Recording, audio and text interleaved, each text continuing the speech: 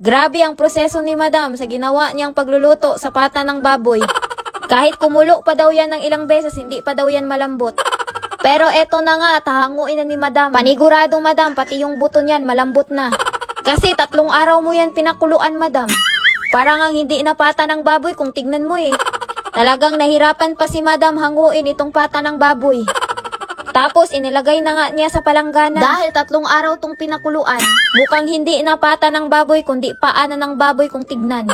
Hindi pa talaga natatapos itong cooking show ni Madam. Isinalang na nga niya yung pangmalakasang kawali. Pinainit muna niya saglit. Tapos nilabas na nga niya itong isang pack na mantika. Nilunod na nga niya lahat sa kawali. Wala siyang tinira. Pagkadami-dami namang mantika yan Madam.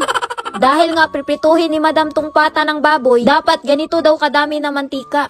Talagang ang dami mong alam Madam. Eto na nga at ilulunod na ni Madam yung pata ng baboy sa kawali. Mga 3 kulo ng mantika dapat ilunod na daw kaagad. Talagang binilang pa ni Madam yung pagkulo ng mantika ba. Tapos wala pang 1 minuto, nasunog na kaagad itong pinirito ni Madam na pata ng baboy. Tapos nahirapan pa sa pagbaliktad. Wala na Madam, kakulay na ng kawali ang pinirito mong pata ng baboy. Naku Madam, wala ka na talagang ginawang tama sa buhay mo.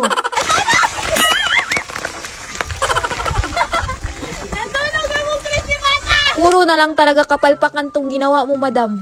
Hindi porket madaming panggatong sa bundok, eh susunugin mo na yung niluluto mo. Paano magiging crispy pata yan Madam kung kulay uling na? Wala na talagang bago dito kay Madam. Ito na nga at hinango na niya yung kawali. Base sa obserbasyon ko, manipis kasi yung kawali kaya madaling nasunog yung pata.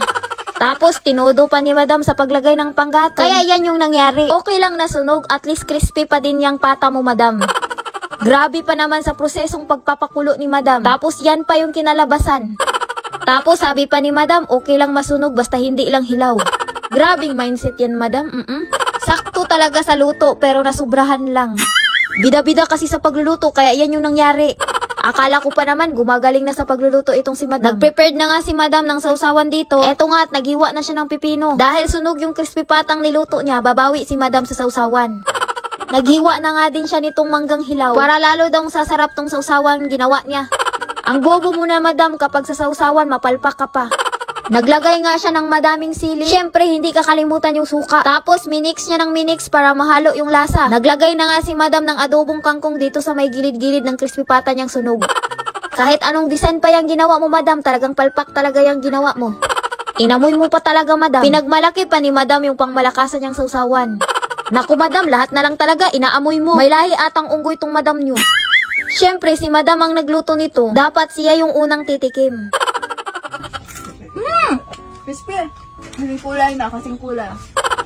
Eto na nga at tinadtad na yung crispy patang sunog. Kahit sunog pa yung niluluto ni Madam, hindi na magrereklamo yung mga angkan niya. Kasi sanay na sila. Eto na nga at gumawa na yung auntie ni Madam ng pangmalakasang panulak. Para lalong sasarap itong panulak na ito, i-shake mo daw ng mabuti. Oh, pero juice!